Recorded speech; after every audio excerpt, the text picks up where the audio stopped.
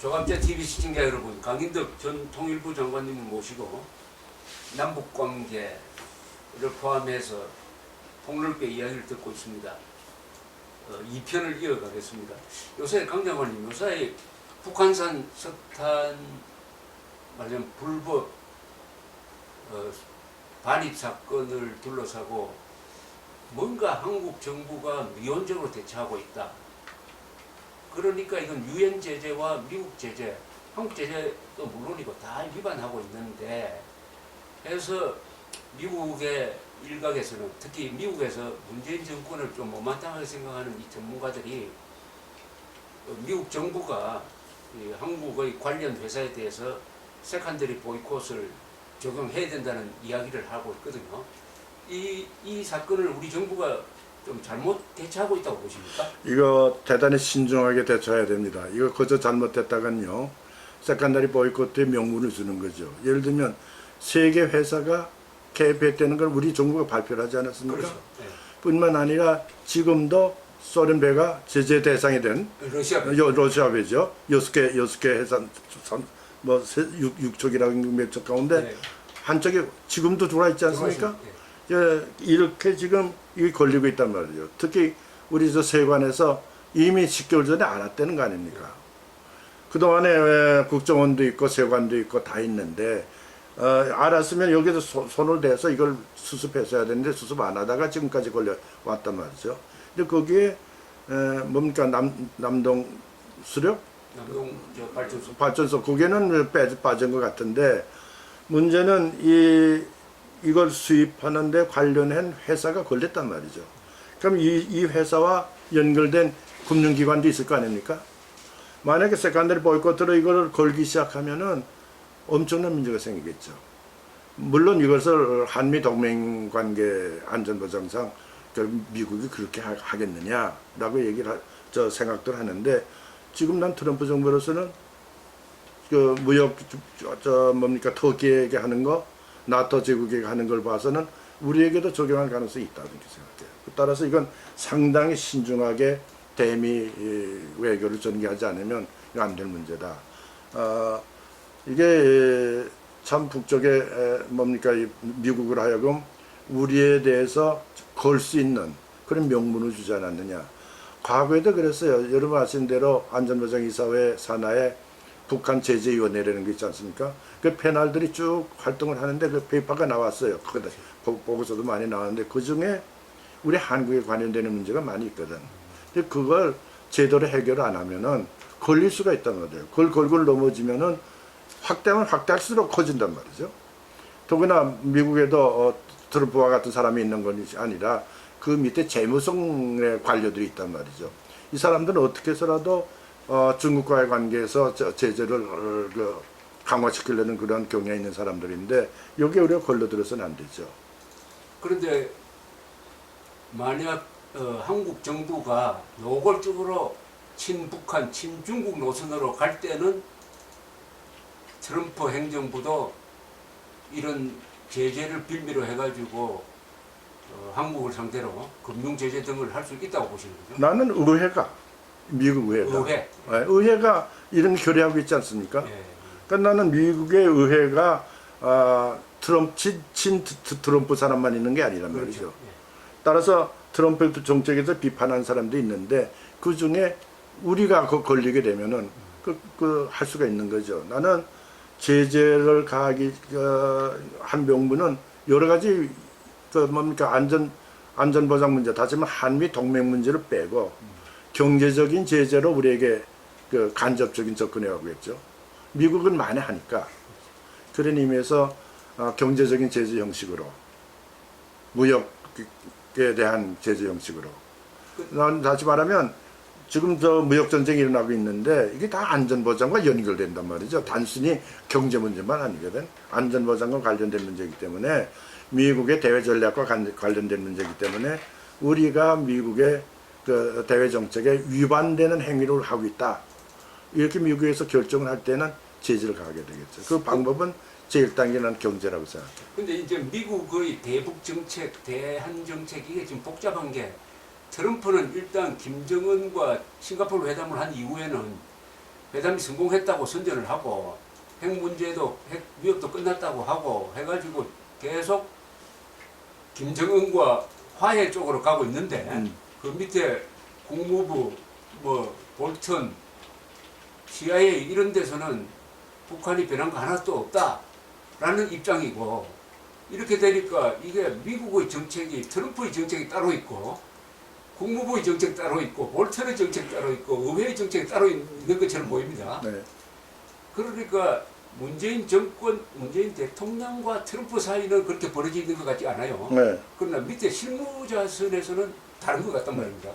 이거 어떻게 되는 거죠? 나는 미국의 여론이라는 게 그래서 무섭다고 생각합니다. 미국의 여론이 지금 그 밑에 있는 매티스 국방장관 또는 지금 저 폼페오 국무장관 그뿐만 아니라 CIA, DIA 할 것 없이 전부가 다 트럼프 정의 대북 정책에 대해서는 불만을 가진 것 같이 보여요. 그렇죠.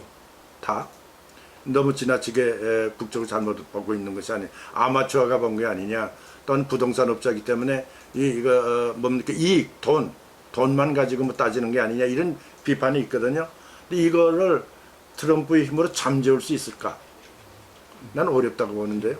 더구나 트럼프의 입장이 지금 곤란한 입장으로 자꾸 가기 때문에 나는 이거 트럼프가 북쪽에 관한 그 합의를 내가 잘못했다 이렇게 시인은 안 한다고 하더라도 수정하는 방향으로 갈 수밖에 없지 않을까.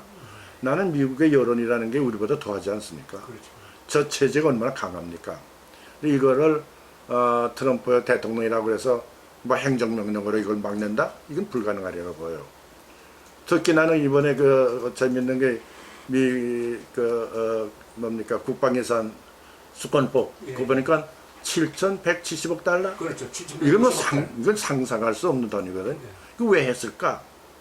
왜 이렇게 증가시킬까? 이거는 주로 나는 유럽보다도 아시아에 대한 정책이라고 봐요. 중국에 대한 중국에 대한 중국, 정책. 북한. 태평양, 인도 이때 북한 요 일대거든요. 예. 그러면 이게 이 돈을 이렇게 많은 국방비를 사용하고 있는 건 앞으로 이 지역에 대한 군사적 압력을 강화시키겠다는 것인데 벌써 의회가 그런 방향으로 가고 있는데 트럼프가 이걸 막을 수 있을까? 난 대단히 의문을 갖고 있어요. 더구나 요새 뭡니까 이 주류 언론들이 저항을 하고 있는 것뿐만 아니라 요즘 사설도 이제 동맹 뭡니까 일괄해서 쓰는 그런 현상까지 오고 있기 때문에 나는 보기에는 트럼프와 밑에 사람들과 차이가 있는 것 같지만은 나는 이건 앞으로 트럼프가 손들 수밖에 없는 현상으로 가지 않을까. 예. 그래서 지금 문재인 정권은 트럼프가 중국 친정은 정책을 펴니까 문재인과 트럼프 사이에는 큰 의견이 없는 것 의견 같죠? 같지만 밑에 실무전으로 가면은 의견이 생기죠. 존재하고 네. 그 다음에 이제 미국의 대북 정책이 바뀌는 순간이 왔을 때, 즉 핵 폐기는 불가능하다. 네. 그럼 다시 옛날로 돌아가서 압박 정책을 든다.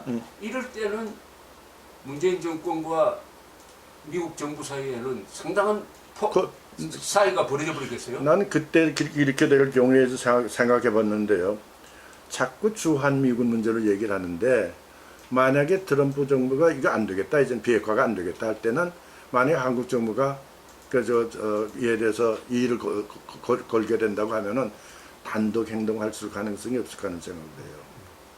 난 이게 가능성이 있다고 보는 것이 단독 군사 행동을 한다. 그렇죠. 주한미군 일체 쓰지 않고 주한미군 일체 쓰지 않고 그 오키나와에 있는 전략 자산들 동원하면 충분히 된단 말이죠. 이렇게 될 경우에 우리가 그 막을 수 있을까? 우리 능력 가지고. 특히 거기에 일본은 동조할 거란 말이죠. 요새도 많이 하고 있지 않습니까? 동해까지는 B-52가 날아오거나 B-1, B-2가 날아오고 있단 말이죠. 림팩도 이번에 훈련 보니까 중국 장관하고 다 하고 있어요. 그러니까 한미 합동 군사론이 중단됐다고 그래서 미국의 아시아에 대한 군사 전략이 변화되는 거냐, 약화되는 거냐, 절대 그렇지 않다면. 이것은 나는 이번에 국방 예산 보고서 이게 더 강화되고 있구나. 이런 상황에서 만약에 우리 한국과 한국 정부와 미국 정부의 틈이 생긴다고 하면은 미국은 가차없이 움직일 가능성이 있다. 나는 왜 이렇게 생각하는 거니? 역사적 경험이 그렇다는 얘기입니다. 예를 듭시다. 1905년에 우리가 잘 아는 데오돌트 루즈벨트가 그 가츠라 데프트 회담을 하죠. 저 협정 체결하지 않습니까? 이때 알렌 공사가 상당히 그 루즈벨트 대통령께 한국을 버려서는 안 된다는 얘기를 하거든. 근데 가차없이 버린단 말이죠. 또 그뿐만 아니죠. 뭡니까 최근에 와서 우리가 이 카터 대통령 경우에 인권 문제 가지고 얼마나 우리 싸움을 그렇죠. 또 뭐 1950년 에치슨 성명과도 그렇고. 그러니까 미국은 자기의 국가의 이익을 위해서는 뭐든지 할 수 있는 나라다. 이걸 우리가 우리의 힘으로 막을 수 있으면 좋겠는데 우리 막을 수 있는 힘이 없다. 특히 이번에 나는 그 트럼프가 등장하면서 아메리칸 포스트 미국 제1주의를 내걸 때 이거 대단히 우리에게 어렵겠구나. 나는 이건 1969년에 니슨 닥트린 때 너무 혼이 났기 때문에 느끼는 거예요. 이건 더하거든. 니슨 닥트린과 비교할 수 없을 정도로 지금 트럼프의 생각이 강하단 말이죠. 아메리칸 포스트에 지장이 온다고 할 때는 어느 나라든지 제재한다. 그 대표적인 것이 나토 문제요. 그렇죠. 이번에 터키 문제 아닙니까? 그 우리나라에 적용 안 된다고 적용 안 할 것이라고 우리가 단정할 수 없죠. 그래서 미국이 만약 이제 노선이 바뀌어가지고 대북 강경론으로 돌 때 한국이 협조를 하지 않으면은 한국에 대한 압박 카드가 지금과 같은 그 대북 제재 위반이 있을 때 그걸 빌미로 해가지고 경제 제재고 같죠. 네. 금융 제재는 굉장히 파급 효과가 크니까. 그래서 지금 한국 사람들은 한미 군사 동맹이 있으니까 제재를 안 할 것이다라고 하지만은 지금 과거에 우리 역사적 신뢰도 있고 군사 동맹국 사이면서도 미국이 한국에 대해서 특히 박정희 정부에 대해서 견제를 많이 한 그렇죠. 거를 여기에 적용한다면은 이번에 또 터키에 대해서 하는 걸 보면 군사 동맹이라도 미국은 제재를 한다. 다만 그 한국 정부가 기본적으로 친미면은 봐주지만은 그 한국 정부가 중국 편에 붙는다고 판단할 때는 용서 없죠. 반드시 경제 제재로 들어올 것 같은데 경제 제재 중에서 가장 핵심적인 금융 제재가 들어올 것 같은데. 나는 이 제재가 시작되면은 제일 먼저 문제되는 것이 한국에 투자하고 있는 기업들이 나가리라고 봐요. 그러니까 우리가 자꾸 삼성이니 뭐 현대니 다 우리 기업으로 생각하는데 자본은 우리 기업만 아니란 말이죠. 외국 자본이 많이 들어와 있거든. 이런 거 우리가 지금 뭐 4천억 달러 정도 외화를 갖고 있다고 그래서 안심하고 있는데 만약에 1,000억 달러 정도가 일부에 빠져나간다고 하면 무너지는 거죠. 그렇다고 수합부가 제대로 돼 있느냐? 되지 않지 않습니까? 이런 의미에서 나는 경제적인 경제 제재가 시작됐구나 하고 생각하면은 한국에 와 있는 외자부터 나가리라. 그럼 경제 무너지게 되는 거죠. 그런데 흔히 생각하듯이 미국이 한국을 포기하고 한국이 중국 편에 붙어도 일본만 챙기면 된다. 그런 생각 할까요? 난 하리라고 봐요. 그러니까 우리 평택 기지가 세계에서 제일 좋은 기지입니다. 미국 기지로서는 제일 크고. 근데 너무 가까워요. 전술적으로 보면은. 근데 일본의 기지는 이거는 바다인데다가 쭉 밑에까지 대만 그 밑에까지 쭉 연결되고 있거든. 이제 북해도부터 시작하면은. 그 때문에 완전히 중국을 이제 막는 이런 대륙 세력의 그 태평양 진출을 막는 그런 역할을 하고 있고, 특히 그 통계 숫자가 얼마 전에 얘기기 때문에 내가 잘 맞는지 모르겠는데 작전기, 다시 말해 F-15, 16 이런 작전기가 뜰 수 있는 비행장이 80개가 넘어요. 그리고 이 동해권에 있는 북한의 중요한 항구 기지들 있지 않습니까? 이와코니니 나가사키니 뭐 이런 데는 사세보, 허그, 구례 여기는 전부 다 미군의 해병 또는 기지들이 들어와 있거든요. 대표적인 것이 한두 가지만 예를 들죠. 일본에 있는 미군의 연료가 얼마냐? 일본 연료 아닙니다. 미군의 연료, 일본에 있는 거 1,100만 바렐이라고 그래요. 1,100만 바렐이 얼마나 되는지 모르는데 1,100만 바렐이면 7함대가 10번 만탱크 할 수 있던 거예요. 또 이거 뭐 그런 식으로 생각해 보니까 일본의 기지라는 게 엄청나단 말이죠. 또 일본은 가장 친미적인 정권이라서요. 뭐 세계에서 가장 친미적이겠죠. 그러다 보니까 일본에 대한 신뢰는 대단히 두텁고 그런 의미에서 보면 우리는 너무 가깝고 과거에도 합동참모부에서 옛날에 6.25 전에도 한반도를 포기해야 된다는 소리가 많이 있었거든요. 그때 아이젠하워 대통령이 저 대통령 되기 전에 합참 그렇죠. 의장 그때도 그 얘기 나왔거든요. 그런 의미에서 보면은 우리가 너무 미군이 여기에 평택기지도를 만들어놨고 뭐 또 미 의회가 22,000명 이상 줄일 수 없다 법령을 채택하고 그러니까 문제없다 이렇게 안심할 수 있는 것만이 아니고 그러니까 한미 군사동맹에 관해서는 건드리질 않고 경제 방면으로 올 때 이걸 뭘 막느냐 이겠죠. 무슨 명분으로 거기에다가 우리는 제재할 수 있는 명분을 우리가 만들어 줬단 말이죠. 당장 세계 회사가 거기에 관여했다고 나와 있으니까 또 확대하면 더 나올 수가 있죠. 숨길 수가 저는 없다고 생각해요. 왜 그런가 하니 지금 항로, 항공, 철도 예를 들면 이런 거예요. 중국 러시아의 석탄이 나진에 왔다. 그래서 나진에서 러시아 석탄을 사왔다. 이렇게 만들어내도 철도가 연결되지 않습니까? 그러니까 40톤짜리 그 화차가 몇 개 와야만 그 몇만 톤이 되느냐 계산하면 엄청난 양이. 근데 이건 인공위성은 다 보기 때문에 철도나 자동차나 비행기나 배는 그걸 속일 수가 없어요. 그만큼 지금 인공위성의 역할이 크거든요. 그러니까 우리가 그걸 아니라고 얘기할래도 지금은 뭡니까 우리 근해에서 환적했다는 거, 북한 배하고 환적했다는 거 지금 다 나오지 않습니까? 대체로 정밀하게 보면 5cm라는 말도 있고 15cm라는 말도 있어요. 그러니까 인공에서 보면 15cm 정도는 다 촬영이 된단 말이죠. 심지어 그래서 이름 바꾸지 않습니까? 배 이름을 그 페인트 칠한 거 그 안에까지 보인다고 하니까. 그러니까 이게 북쪽에 만약에 미국이 우리에 대해서 불만을 가지고 너희 정말 친중국으로 갈래? 할 때는 제재를 가능하겠죠. 그런데 지금 저는 미국이 한국을 포기하기에는 한국이 과거보다도 너무 커져가지고 세계 5대 공급국이고 더구나 국방력이 대단하고 그래서 한국이 중국 쪽으로 붙어버리면은 동북아시아에서 힘의 균형이 아주 미국에 불리하게 되는 거 아닙니까? 그렇죠. 저는 뭐 결정적이라고 봅니다. 한국이 과거에 조선이 아니지 않습니까? 그리고 더구나 한국은 자유민주주의 세력이 강하잖아요. 자유민주주의 세력이 강하고 주한미군 기지가 있고 그 다음에 어마어마한 공업력이 있다.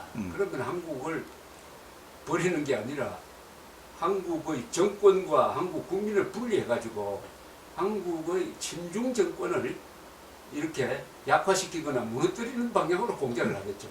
경제 정책을 하고 그 가능성이 더 많은 거 아닙니까? 가능성이 좀 분명히 있죠. 북쪽에 뭐 대외 공작에 대해서 우리가 잘 아는 거 아닙니까? 미시아이가 인도네시아의 경우 스카르노 무너뜨릴 때도 스왈도 정권을 바꿀 때도 공작한 거 아닙니까? 그런 공작이 가능하겠죠. 문제는 우리 국민들이 사전에 미국의 이러한 것을 분명히 알고 우리의 국가 이익을 옹호하는 것이 어느 쪽에 우리가 접근할 때 유지할 수 있는 거냐 이거를 국민이 누구보다 잘 알거든요. 따라서 우리 국민 스스로가 그런 행위를 하지 않도록 정부가 하지 않도록 견제할 수 있는 노력이 중요하겠죠. 나는 이 노력을 나는 미국도 인정해 주리라고 생각합니다. 그러니까 한국의 국민들이 국가 이익을 뭐에 기준을 하느냐. 지금은 민족이라는 이름에 취해가지고 민족 대단결이 최고의 국가 이익이라고 생각하는데 앞으로 이 문재인 정권의 정책이 계속 깊게 진행되면 될수록 자기의 생활, 생계, 삶이 타격을 받게 될 겁니다. 그렇죠. 그러니까 구체적으로 내 봉급이 줄어든다. 내 자유가 준다. 속박받는다. 내 말도 마음대로 못한다. 겁이 나가지고 이런 상황으로 갔을 때 비로소 체험을 통해서 정신을 차린다고 봅니다. 그렇죠. 예, 체험을 통해서. 그 가장 중요한 게 이제는 우리가 말로 뭐 얘기하는 것보다도 각자의 생활, 피부에 닿는 건 그 인식할 수가 있을 테니까 그 핵심적인 문제는 경제죠. 경제 문제 이건 뭐 별 수 없어요. 미국이 세계의 그 기축국가이기 때문에 미국이 손을 대기 시작하면은 어느 나라 경제도 무너지죠. 중국도 난 그래서 두려워하는 것이 그 원인이라고 생각하는데 미국의 경제 제재 문제는 우리가 소홀히 생각해서는 안 되고 그 명분은 이미 미국 장악하고 있다. 난 그렇게 보는 거죠. 특히 미국이 경제 제재를 할 때 가장 취약한 나라가 한국이죠.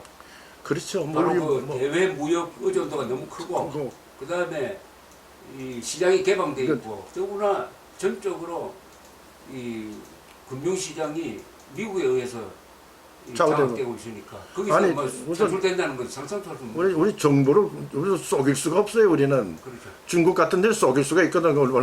감출 수가 있는데 우리 감출 수가 없어요. 전부 다 오픈돼 있단 말이죠. 우리보다도 EU나 미국이 더 잘하니까 우리 경제를 말이죠. IMF가 더 잘할 거 말이죠.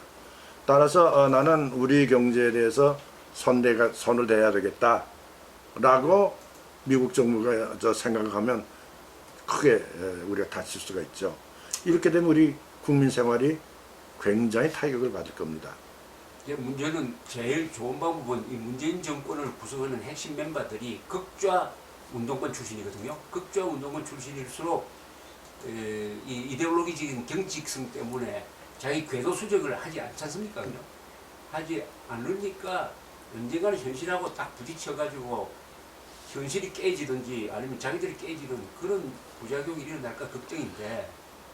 노무현 정권 때는 나는 저 노무현 바꿨단 말이죠.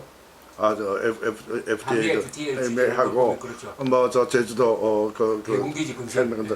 나는 이렇게 수정해야 되잖아. 수정할 건 대담에 수정해야죠. 공약과 선거 공약과 집권 후의 정책과는 그 괴리가 있는 거니까 그때는 수정해야죠. 그러니까 수정해야 될 이유가 생긴다는 거는 선거에 질 것이다. 이런 식으로 가면 그렇죠. 선거에 진다. 이럴 때만 수정할 겁니다. 네. 그렇다면은 여론조사의 추이가 굉장히 앞으로 중요하다고 생각합니다. 엊그저께 그 국민일보인가 어디선가 보니까 44.4%라고 나왔더군요. 그렇게 낮아졌다고요? 국민일보인가 어디선가 44.4%가 50몇 %인데. 58% 나오고 그 후에 다시 일부 한번 또 조사를 나오는 게 있더라고요. 어쨌든 내려가는 추세입니다. 네. 내려가는 그러니까 그러니까 여론조사 기관에 따라서 다르겠죠. 질문하는 방법도 다를 테니까. 나는 어떻든지 간에 지금과 같은 경제 정책 가지고는 국민의 지지를 얻을 수 없다. 떨어질 수밖에 없다. 당장 자영업자들이 아르바이트 하는 학생들이 지금 뭐 어떻게 갈 데가 없거든요. 최근에 그 신문 보니까 뭡니까 그 가게를 내는 게 많이 생긴다. 뭐 여러 가지는 구체적인 데이터들이 나오는데 이 팩터들을 참고를 해야 되겠죠, 이 정부가. 그리고 이게 요새 한국 사람들은 이 6.25 기습 남침을 당해본 그 트라우마가 있어가지고 상황을 최악의 상황을 생각하는 경향이 많아요. 그래서 요새 한국 사람들 중에서 야 이거 월남꼴이 되는 거 아니냐. 왜냐하면 73년에 월남 평화협정 맺고 2년 뒤에 적화됐잖아요. 네, 그걸 한국에 대입하면 비싼 게 많습니다. 첫째 뭐가 비싸냐면 그때도 주월 미군이 철수했잖아요. 그죠? 지금 이 정권의 방향이 주한미군 철수시키는 쪽으로 가는 거 아니냐 하는 생각도 들고 그 다음에는 당시에 닉슨 대통령이 아주 강력 월맹 지역을 폭격하고 하노이 폭격하고 해가지고 협상 국면으로 끌어냈는데 그 협상에서 완전히 불리한 합의를 했고 그게 말하자면 앞으로 평화협정이나 종전선언이 기신저의 바보짓을 또 되풀이하는 거 아니냐는 생각도 하나 들고 또 하나가 그때 닉슨이 워터게이트 사건에 말려가지고 74년에 네. 하야해버리잖아요. 그 다음에 포드가 들어오는데 지도력이 약화됐거든요. 그러고 반전 분위기가 강해가지고 의회가 거기에 영향을 받아가지고 월남 지원 못하게 하는 법도 통과시키고 해가지고 그때 상황하고 지금 한국은 다른 점도 있고 비슷한 점도 있을 것 같은데 어떻습니까? 나는 그 아까도 얘기한 대로 트럼프 대통령과 그 밑에 있는 그 각 부서 참모진 정부와의 그 정책의 인식 괴리가 크게 있단 말이죠. 그렇죠. 이거에 나는 상전하리라고 봐. 이 역량이 우리 한국 정책에 큰 영향을 줄 것이다. 좀 월남같이 될 수 있는 거냐? 나는 그렇게까지는 안 된다고 봐요. 아, 예. 왜냐하면 그만한 힘이 지금 우리에게 줄 수 있는 힘이 북한에게는 없다고 생각하고. 그렇죠. 그렇죠. 없죠.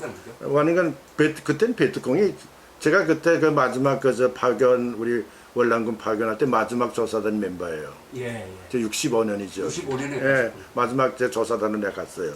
그때 가보고 이거 안 되겠구나 싶었어요. 그때부터 안 된다고 생각. 안 돼. 그때는 뭘 분명히 가보고 안 되겠구나 싶었어요. 그때 나는 그 CIO 그 월남 정부의 CIA죠.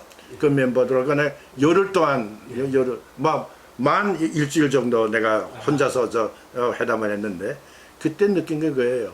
호지민이 완전히 국부예요. 저 월남 사람. 월남 사람들. 사이공 사람한테. 특히 정보하는 사람은 보수적이거든. 그렇죠. 그런데 호지민을 국부로 생각하는 거야. 이건 적구나. 이게 다른구나. 또 하나 예를 들죠.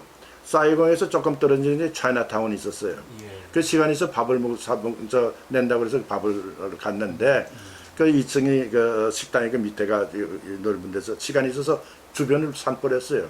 산보해보니까 거짓말 좀 보태서 탱크 빼놓고 다 살 수가 있었어요. 예. 권총이니 뭐니 다 있어요. 또 하나 얘기를 하죠. 그때 그 연합사령부에 정사령부에 J2하고 회담을 했거든. 예. 저는 때 우리가 수고했다고 자기 집에서 파티를 해줬어요. 밤이에요. 예강탄이 막 올라가는 거야. 거기에 환하게 헤드라이트 놓고 저 3인조 와가지고 거기서 파티를 하는 거야. 난 들으면 선뜻했어요. 이거 기습하면 금방. 그렇죠. 그래서 물었어요. 괜찮느냐? 문제 없습니다. 야, 이게 이 상태면 이게 안 되겠구나 말이야. 그런 생각을 했죠. 그때 아직 미군이 개입하기 전입니까? 개입했을 때죠. 한참 개입하고 있을 때. 미군 우리 나중에 개입하지 않았습니까? 이미 미군이 싸움할 때. 난 이런 현상이 우리나라에는 없을 것이다. 그리고 제일 큰 차이가 한국 사람은 김정은은 싫어하잖아요, 그죠? 그렇죠. 그런데 월남 사람들은 호지명을 존경했다는 겁니까? 국부. 예. 난 그런 의미에서 우리가 그 월남화된다는 건 그건 상상할 수 없다. 그 정도의 우리 민도가 아니라 우리 국민은 말이죠. 문제는 이거 어려움을 이제 우리가 극복해 나가는 데 있어서 아직도 너무나 우리가 평화적인 그런 인식에 사로잡혀 있기 때문에 미군에게 너무 우리가 의존했단 말이죠. 그러니까 모든 것을 미군이 해줄 것이다 생각하는데 오늘의 미군은 우리가 생각하는 미국이 아니다는 걸 인식해야죠. 오늘의 미국은 아메리칸 포스트예요. 그러니까 언제나 우리에게 제재를 가할 수 있고 우리에서 이탈할 수도 있고 이렇거든. 그러니까 우리가 가능한 전력을 다해서라도 미국이 우리로부터 떠나지 못하도록 막는 그런 노력이 지금 필요한데 이 노력이 지금 적단 말이에요. 그렇죠. 근데 이걸 지금 강화시켜야 되는 거죠. 그렇죠. 그러니까 우리가 한미동맹에 너무 의존하다가 보니까 한국의 보수 세력이 자주국방 의지를 놓친 거 아닙니까? 놓친 거죠, 완전히. 그런 그 연장선상에서 이 체제를 흔드는 간첩들에 대해서도 우리 보수 세력이 너무나 온건하게 되는 겁니다. 여기서 이제 벗어나려면은 우리가 미국이 달라졌다는 것을 인정하고 우리 힘으로 지켜야 된다. 그렇죠. 진정한 자주국방 의지를 우리 권력을 놓친 우리 자유진영 사람들이 가져야 돼요. 나는요, 우리의 경제를 가지고 통상전력은 충분히 우리가 이겨낼 수 있거든요. 문제는 핵이란 말이에요. 핵만 우리가 더 뒤떨어지지 통상전력은 우리의 경제를 가지고 얼마든 증가시키고 F-35 가져와도 되고. 근데 이건 우리가 미국이 우리에게 해주겠다는 거 아닙니까? 우리가 F-35 달라면 줄 거란 말이죠. 뭐 F-22도 달라면 줄 것 같아요. 이런 우리의 현상이기 때문에 문제는 핵 문제인데 핵 문제에 대한 올바른 인식. 이건 우리 힘만 가지고 안 되니까 미국과 협조해서 어떻게 해서라도 핵을 제거하는 그 전제하에서 모든 남북관계가 움직여줘야 되는데 이거 제거되지 않은 상태에서 움직이려고 하니까 이게 충돌이 나는 거죠. 그래서 저는 이렇게 생각합니다. 이제 뭐 우파든 보수든 이런 분들이 세미나를 많이 하는데 세미나 참석해 보면은 북한 핵 문제 어떻게 될 것이냐 이렇게 주제가 설정입니다. 그래서는 안 되고 북한 핵을 어떻게 없앨 것이냐. 그렇지. 우리가 주인공이 돼야 돼요. 우리 얘기란 말이죠. 우리의 이야기를 해야죠. 그리고 액션 플랜이 나와야지. 뭐 분석하면은 그걸로 끝나는 거 아닙니까? 이게 뭐 제3국의 문제도 아니고. 그래서 이제는 어떻게 하면은 핵 문제 우선 하나부터 어떻게 하면 핵 문제를 해결할 것이냐라고 한다면은 저는 우리가 정권을 잡고 있지 않지만 방법이 있다고 생각합니다. 그거는 뭐냐 하면은 북한이 핵을 절대 포기하지 않는다는 걸 전제로 하고 그 다음에 우리 대책을 세우면은 우리가 핵 보유국이 돼야 됩니다. 핵 보유국이 되는 방법은 두 가지인데 하나는 핵 개발하는 것이고 그게 현실적으로 어려우니까 전술핵을 재배치해가지고 나토식으로 우리도 공동 사용권을 갖는 겁니다. 그러면 남북한이 핵 대 핵으로 균형이 맞춰지니까 그때부터는 북한의 핵은 무력화되는 거예요.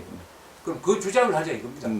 그리고 이 자유한국당이 그것을 홍준표 씨가 있을 때 당론으로 채택을 했어요. 네. 그러니까 그 주장을 막 해가지고 전술핵 재배치 여론이 70% 80% 되면은 선거에 영향을 준단 말입니다. 그러면 이 정권도 달라지죠. 그런 식으로 하자는 거죠. 나는 그 전술 핵 문제는 이거는 충분히 가능하다고 봐요. 이걸 꼭 상륙 안 해도 상륙 안 해도 배이 충분히 있단 말이죠. 그러니까 전술 핵 문제는 우리가 기술적으로 해결할 수 있거든요. 근데 이거를 미국과 협의를 해야죠. 미국이 보장을 해줘야죠. 단순히 무슨 핵우산 어떡하지 말고 구체적으로 어떻게 하겠다. 이게 보여줘야죠. 그러면 난 통상전략 면에서 우리가 위니까. 그렇죠. 이렇게 되면은 북쪽도 변화될 수밖에 없는 거죠. 나는 모든 북쪽의 지금 문제점은 3대 세습에서 온다고 생각을 해요. 태영호 공사가 얘기한 거 제 생각 꼭 갖고 나서 느끼는데요. 3대 세습 체제 때문에 지금 북쪽에 문제가 생기거든요. 저걸 제거할 수 있는 길도 나는 방법이 나오지 않을까 싶어요. 북한이 강한 면만 보이는데 3대 세습 체제의 치명적 약점이 뭡니까? 도저히 막스 레닌주의, 공산주의자로서는 도저히 생각할 수 없는 현상이 나타나고 있거든요. 예. 그래서 1970년대 얘기인데요. 세습 문제를 김정일이에게 넘겨주는 문제가 나올 때 제일 먼저 반대한 사람이 누군가니? 일본 공산당이에요. 아, 일본 공산당 반대했죠. 후아데스요가 논문 쓴 건 지금도 내가 갖고 있는데요. 거기 보면 이렇게 명치유신보다도 더 군국주의적이다. 뿐만 아니라 반막스주의적이다. 그렇죠. 이건 도저히 공산주의자로서 인정할 수가 없다. 이게 나오거든. 그러니까 그 인식이 북쪽 인텔리에게는 점점 퍼져가지 않는. 나는 김정일이까지는 그런 인식이 없었다고 적었다고 보는데 3대 세습으로 오면서 분명히 증가됐다고 생각해요. 이거는 북쪽의 지식인도 지식인입니다. 그렇죠. 나는 북쪽에 대해서 내가 북쪽 출신, 평양 출신이라고 해서 얘기하는 것이 아니라 조선시대, 다 지금 1910년대 이후에 우리 조선의 근대화의 핵심 지역이 어디입니까? 평양 아닙니까? 그렇죠. 맞습니다. 그렇다면 그 뿌리가 있어요. 도산 안창호 선생, 고당 조만지 선생의 그런 민족주의적인 근대화 그 정신이 그냥 살아있거든. 나는 그런 인식을 평양의 인텔리들은 가질 수 있다. 이런 생각 가지고 김정은 정권을 본다면 이건 도저히 용납이 될 수 없는 정권이거든요. 따라서 난 그런 분위기, 타도가 조직적인 저항을 못한다고 하더라도 그런 분위기가 움직여진다면 북쪽의 체제 개혁의 가능성이 나타나는 거죠. 그러니까 나는 왜 도이모이식으로 못하느냐, 왜 중국식으로 못하느냐, 이 3대 세습제는 못한단 말이죠. 그러면서 나는 극단적으로 이런 소리까지 합니다. 김정일이가 제거되고 강한 군사정권이 나온다고 하더라도 오늘보다는 통일로 가는데 낫다. 훨씬 낫죠. 근데 이런 상황으로 나는 오늘 북쪽을 보고 그런 핵 문제도 그런 방향으로 가야 되잖아요. 이러기 위해서는 내가 저 심정국장을 했다고 얘기하는 게 아니라 지금같이 심리전이 중요한 때가 없거든요. 그 지금 북한에는 또 우리 강인덕 장관님 강의를 들었던 사람들이 많잖아요. 대북 방송을 많이 하셨잖아요. 그렇죠. 네. 18년 했으니까 내가. 그러니까 그게 아마 엘리트들이 많이 알고 있을 겁니다. 네. 그래 그게 지금 필요한 거네요. 지금 필요해요. 나는 지금같이 또 이거 북한 분들에게 정확하게 그 체제 그 모순을 입증시킬 수 있는 근거들이 얼마나 많습니까? 팩터가 시장의 문제라든가 돈주 문제라든가 지금 일어나고 있는 여러 가지 제재 문제라든가 이게 전부 다 체제 약점을 드러낼 수 있는 거 아닙니까? 이건 피부로 느끼는 거란 말이죠. 이걸 정확하게 북쪽에 동포들에게 인식시켜주면 그만큼 북쪽의 체제 변화의 가능성이 높아지는 거죠. 설마 김정은이가 제거 안 된다고 하더라도 당내 그런 분위기가 일어날 수 있거든. 그렇죠. 이래야 개혁도 하고 뭐도 할 거 아닙니까? 그렇죠. 예. 아주 지금 오늘 말씀 들으니까 아주 힘이 나는데 지금 말씀하신 대로 3대 세습체제가 가장 강한 것 같지만 가장 취약적이다. 그렇죠. 그리고 저 뭡니까 그 한화라 묘의 표현에 의하면은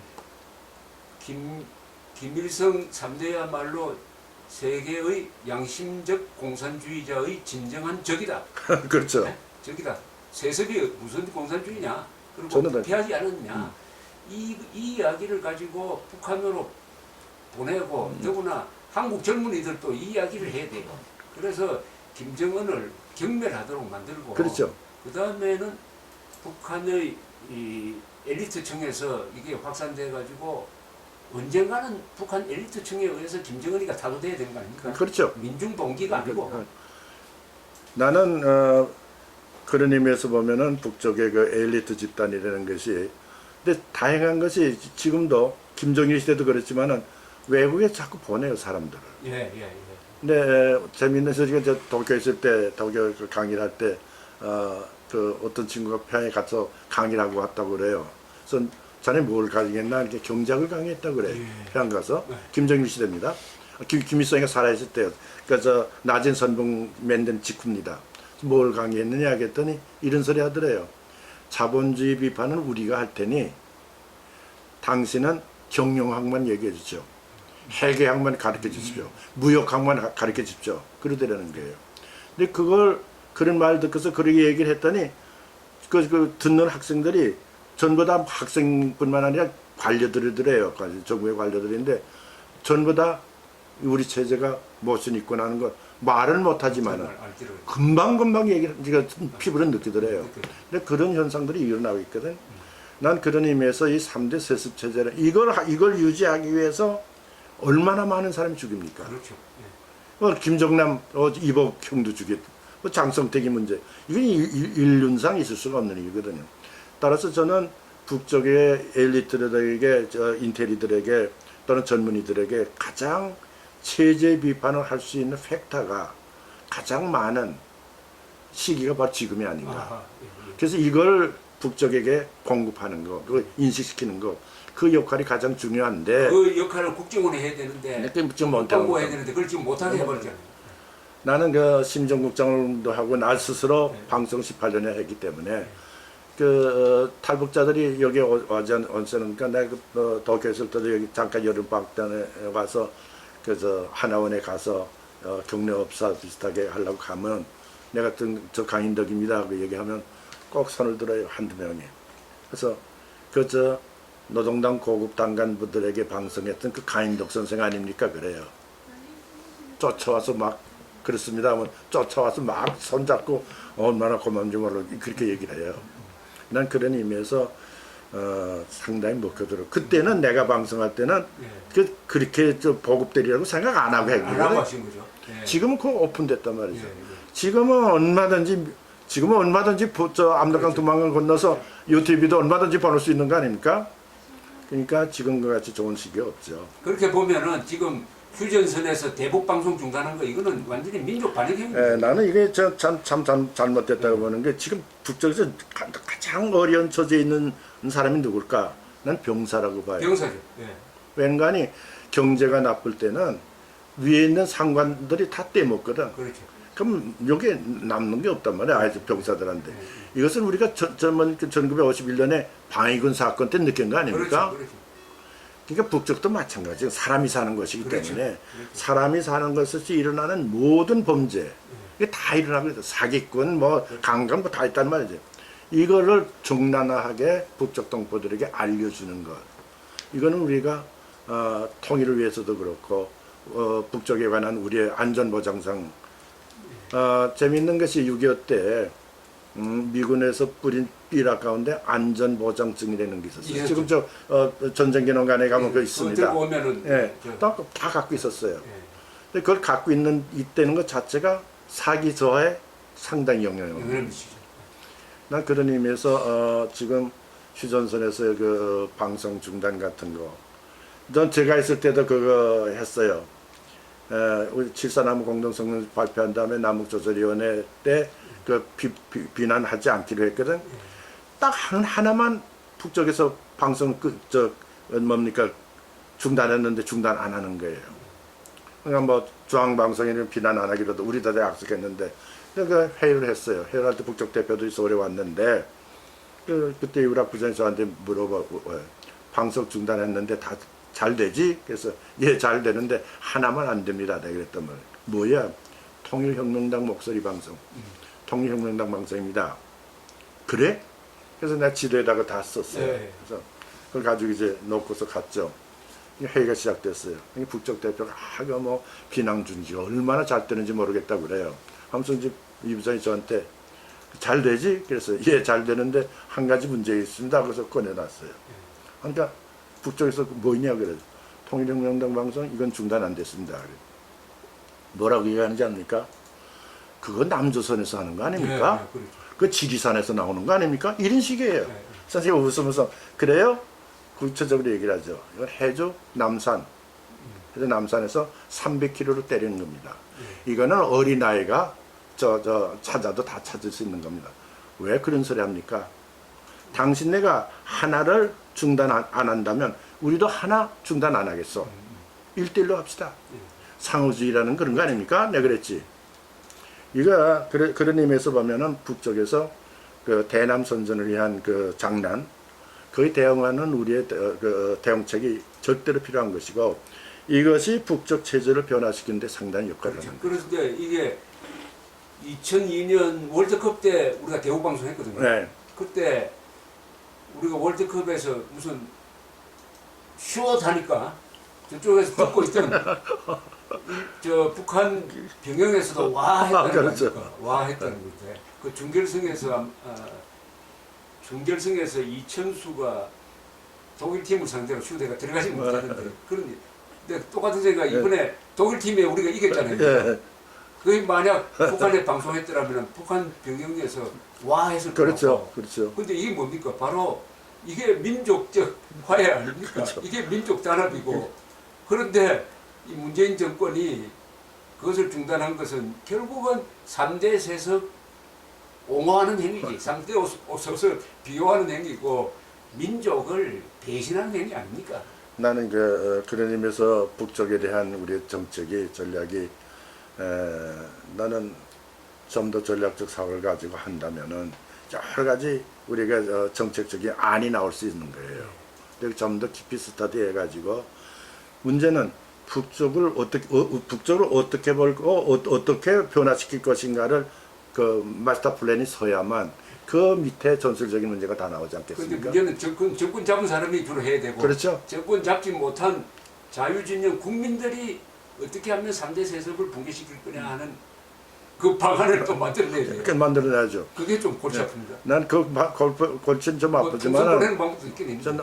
분명히 있죠. 지금 뭐 우리가 아니더라도 동북 삼성에서 압록강 두만강 건너편에서 하고 있는 우리의 그 여러 가지 역할도 많이 있으니까 기독교에서 하는 것도 그렇고 나는 상당한 그 북쪽의 동포들이 뭐 상당한 정도가 거의 다가 체제 경쟁에서는 졌다는 것을 인정하고 있으니까 그 전제하에서 우리를 보고 있을 테니까 그러니까 우리가 훨씬 더 경제적으로 위에 있다는 걸 분명히 알고 있으니까 그런 의미에서 북쪽에 관한 우리의 그 홍보 선전이라고 할까 이 북쪽의 국민을 향한 우리들의 그 태도가 바뀌고 좀 더 적극적으로 북쪽에 관한 우리의 공세가 전개돼도 괜찮은 시기가 오지 않았느냐. 그렇다면 우리 앞으로 이 자유진영, 애국진영에서 3대 세습 타도를 명분으로 거는 이 시위도 한번 해야 되겠네요. 나는 그것이 핵심이라고 봐요. 네. 지금 3대 세습이라는 건 누구도 부인하는 거니까. 그렇죠. 누구도 그 인정 안 하는 거니까. 네, 네. 그건 우리만 북쪽의 일부만 그거 한 200만 정도 될까요? 그걸 둘러싸고 먹고 권력 부리는 그 권력층. 요걸 제외하고는 북쪽의 2,500만 가운데 나는 2,000만 이상이 나는 그걸 반대한다고 보기 때문에. 좋습니다. 그러면 진짜 민족 공조하자. 그렇죠. 남북한 민족이 합세해가지고 민족 공조해가지고 민족 반역자 3대 세습 체제를 타도하자 이렇게 나와야 되겠네. 그러니까 지금 나는 그걸 위해서 활동하는 사람들이 탈북자들이죠. 네. 난 탈북자들의 역할이 상당히 중요하다고 봐요.